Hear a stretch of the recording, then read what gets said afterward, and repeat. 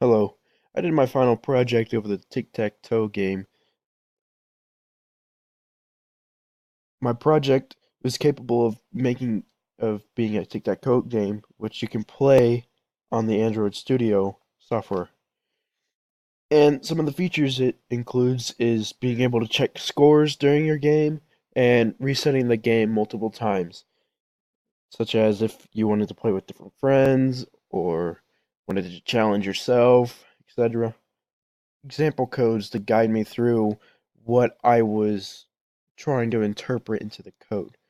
And I use Android Studio for most of my coding.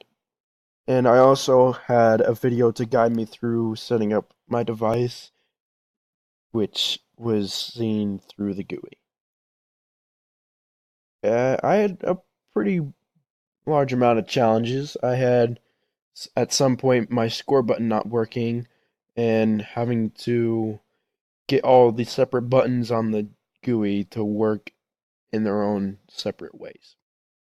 And I also had a challenge of allowing everything to flow together, make it all nice and neat, and just overall make it good. And this would be my demo, but I'm not able to get the demo video onto this as it will not allow me. So I've already sent it a demo. Thank you.